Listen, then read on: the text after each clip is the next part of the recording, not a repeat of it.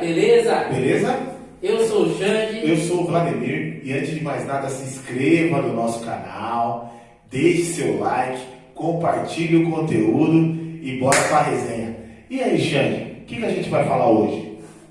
O troca-troca de treinadores brasileiro. Tá trocando muito? Pra variar, né? Bora pra vinheta! Planejamento de passagem, entrou no time, dando mais oportunidade no time, né?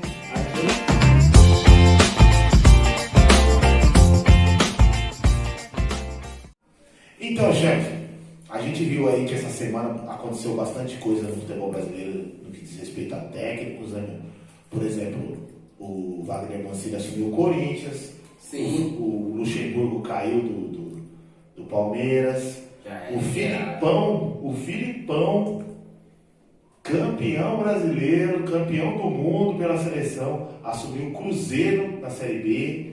E falo pra você que é o maior desafio da carreira do Filipão. Né? Vai tirar o Cruzeiro dessa situação, porque ele não só está na Série B, ele está numa situação complicada na Série B. Né? Pois é, realmente. Então, Xande, mas por que você acha que um time no Brasil ele toca de técnico?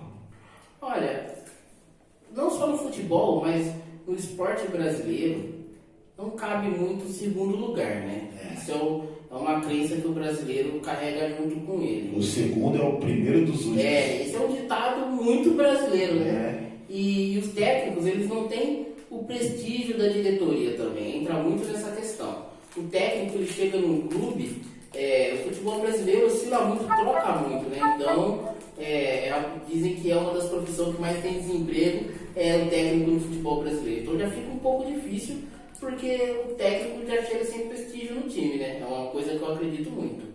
Uhum. Eu vi uma frase uma vez de um treinador, acho que é do Manga. Ele falou assim, só existe dois tipos de técnico no Brasil, o que caiu e o que vai cair. Então o que acontece?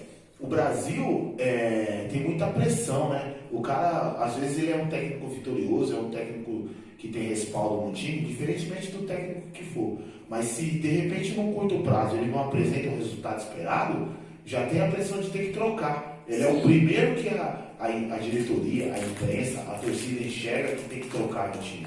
Às vezes, trocar um jogador e trocar outro, tudo bem, mas o técnico é onde fica toda a pressão, né? Sim. E às vezes o técnico acaba carregando o peso do time, de repente, ter um passado ruim, do time não vir ganhando muito título, ou do time não estar apresentando um futebol muito bom há muito tempo. Chega um técnico novo, toda essa pressão cai em cima desse técnico. A gente vê bastante casos por aí.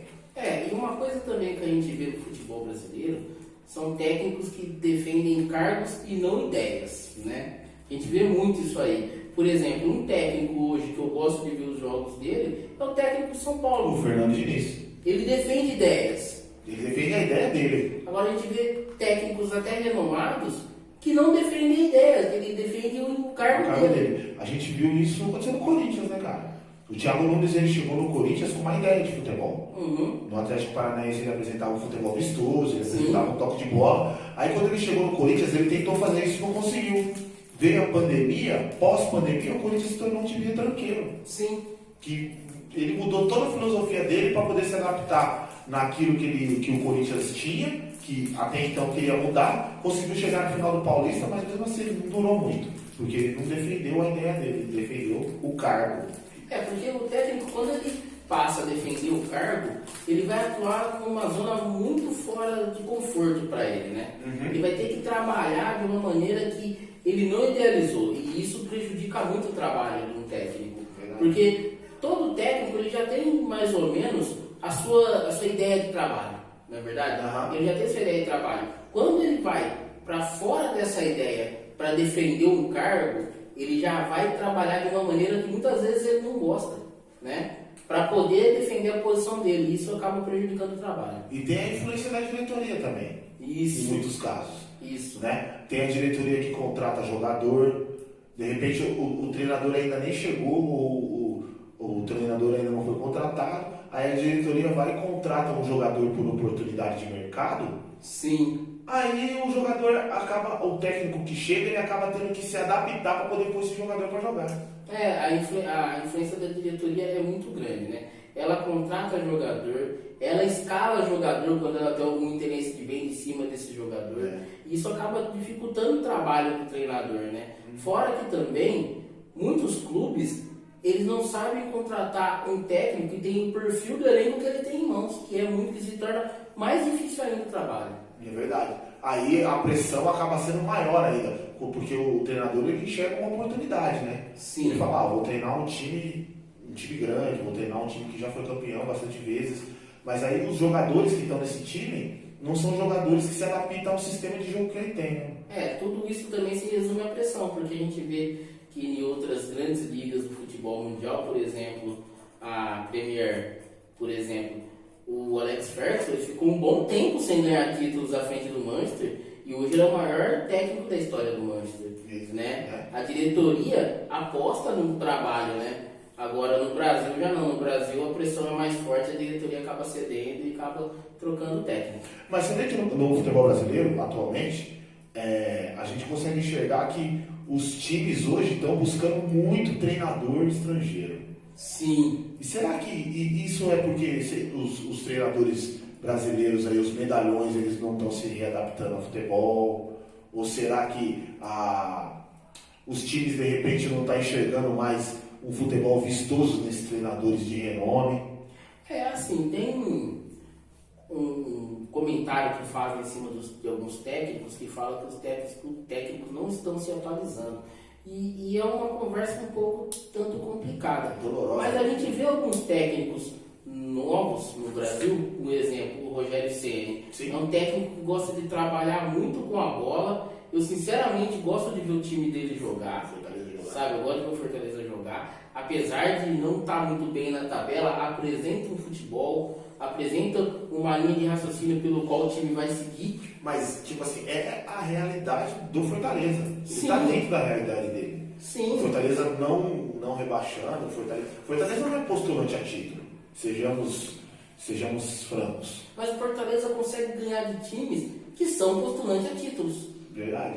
Venceu o Internacional, venceu o Atlético Mineiro, empatou com o Corinthians aqui. Empatou na Copa do Brasil com São Paulo em um grande jogo, né? Então tem tudo isso, a gente consegue ver o trabalho, né? Aí entra naquilo, né, meu? É um técnico que defende as suas ideias.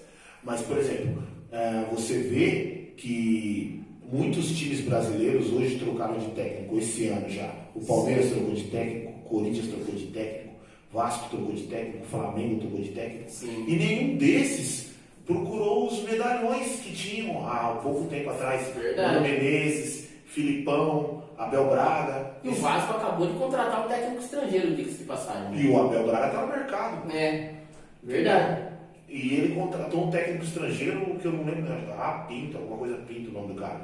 Mas digamos que alguns times brasileiros que têm técnico estrangeiro apresentam um futebol mais vistoso. Não dá para negar, né? Você vê o Santos do São Paulo, foi um futebol surpreendente. Sim. O Flamengo do Jorge Jesus, não só um futebol surpreendente, foi um time que ganhou tudo em 2019.